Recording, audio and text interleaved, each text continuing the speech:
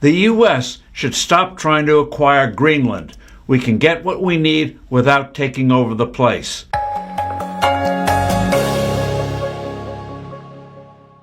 Hello, I'm Steve Forbes, and this is What's Ahead, where you receive the insights you must have to better navigate these turbulent times. To be blunt, the effort by President Trump to forcibly grab Greenland is doing his reputation and that of the U.S. no good. The Danes, who own the place, don't want to sell it and never have. We tried buying it back after World War II and got a firm no. Times have changed since we purchased some of the Virgin Islands from Copenhagen back in 1917. Greenlanders don't want to be taken over by us either. To snatch this huge island by force would morally put us on the same low level as China vis-a-vis its conquest of Tibet and its desire to take over the lost province of Taiwan.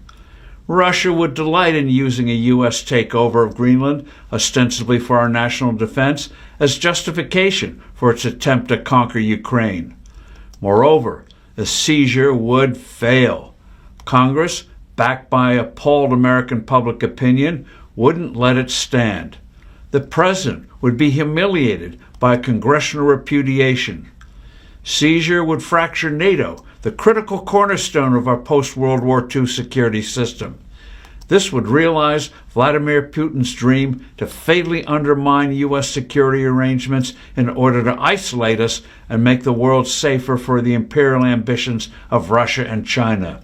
All right, folks, let's talk about Greenland because I just watched the Steve Forbes video saying the U.S. should stop even thinking about acquiring it. And while he makes some fair points, as an America First patriot, I think there's more to this story. Forbes argues that trying to take Greenland would damage America's reputation, upset Denmark, and fracture NATO. He says we don't need to own Greenland because we already have bases, radar systems, and military cooperation there. And on that, he's not wrong. We already operate in Greenland. We already defend the Arctic. And we already work with Denmark through NATO. No serious patriot is calling for a reckless invasion.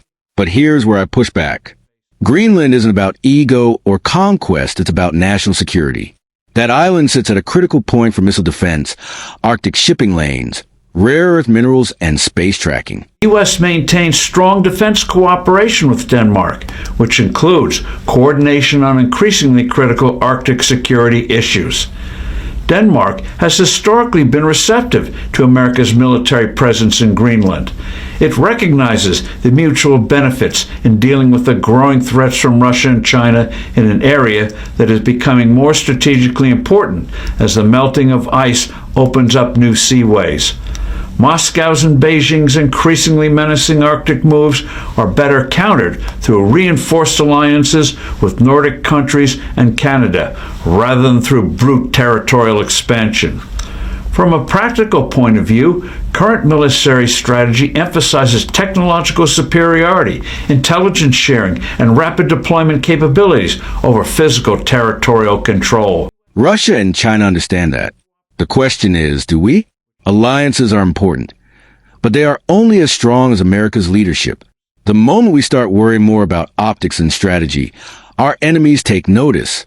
Forbes warns that stronger U.S. control would please Putin or help China spin propaganda. But history shows something else: our enemies are emboldened when America hesitates, not when we lead. The goal isn't ownership for ownership's sake. The goal is making sure Greenland never becomes a foothold for China or Russia ever. America doesn't need to apologize for protecting its interests. We need smart leadership, strong alliances, and the courage to think strategically in a dangerous world. If you agree, hit that like button, make sure you subscribe, and let me know in the comments. Should America play defense, or should America stay ahead of the game? God bless, and I'll see you in the next one.